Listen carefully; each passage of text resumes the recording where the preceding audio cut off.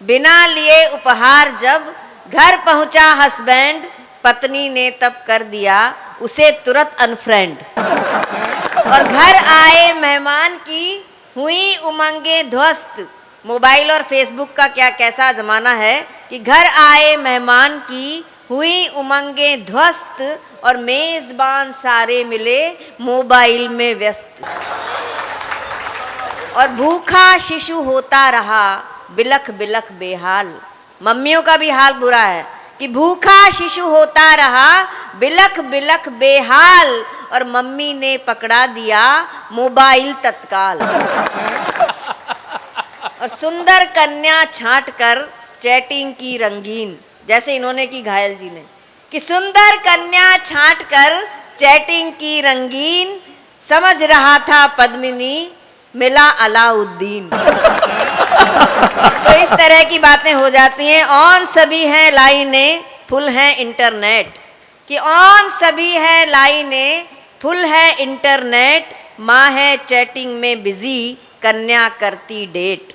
भाई अद्भुत। तो हमारी सभ्यता और संस्कृति को बहुत कुछ नुकसान भी ये सब चीजें पहुंचा रही हैं।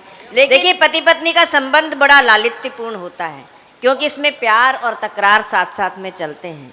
प्यार के कारण जो तकरार होती है और उस तकरार की वजह से जो प्यार बढ़ता है, उसका आनंद ही कुछ और होता है। प्रत्येक भारतीय पत्नी ईश्वर से केवल एक ही प्रार्थना करती है कि अगले 7 जन्मों तक उसे यही पति मिले। और वो इसलिए प्रार्थना करती है क्योंकि 3-4 जन्म तो उसे ठोक पीट कर ठीक करने में लग जाते हैं। एक बार मैंने अपने हस्बैंड से पूछा कि अगर मैं मर जाऊं तो तुम क्या करोगे? पहले पूरा तो सुन लो भाई,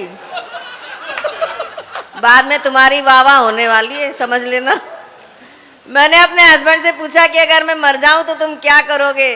वो बोले मैं तुम्हारी याद में ताजमहल बनवा दूंगा। तो मैंने कहा अच्छा। मैंने कहा, वो बोले हाँ मैंने तो प्लॉट भी ले रखा है, अब देरी तो तेरी तरफ से हो रही है। ऐसे ही उन्होंने एक दिन मुझसे कहा कि वो जो नई पड़ोसन आई है लंबे बालों वाली,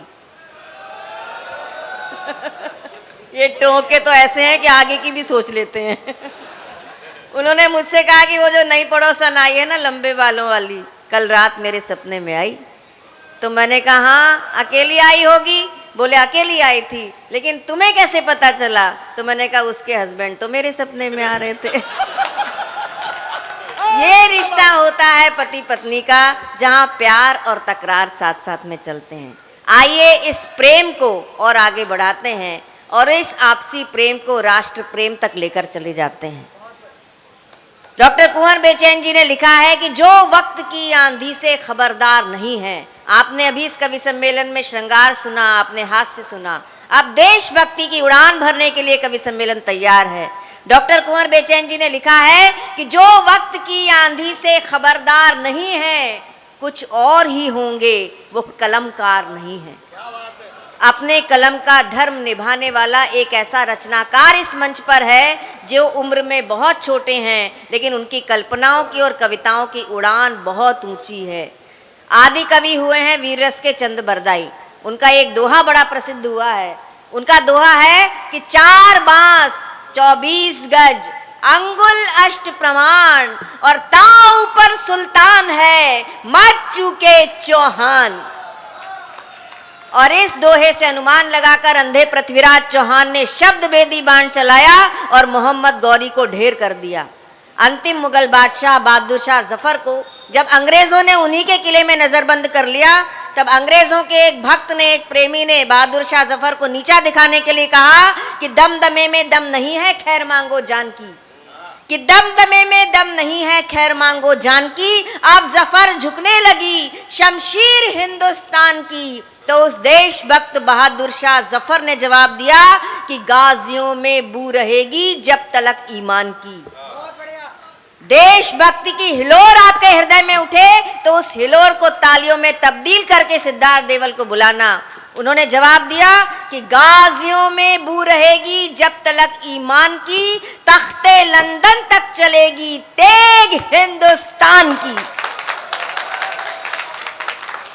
उस राष्ट्र ध्वज को हाथ में उठाकर अपनी कविताएं सुनाने वाले देवल, सिद्धार्थ देवल जो उदयपुर से हमारे बीच में आए हैं, झीलों की नगरी, और इनके लिए इनकी कविताएं जितनी ऊंची हैं उतना ही ऊंचा माइक करना पड़ता है, लेकिन आपकी तालियां घनघोर होनी चाहिए। एक बार आगे से लेकर पीछे तक जोरदार तालियां बजाकर सिद्धार्थ देवल को आमंत्रित करें।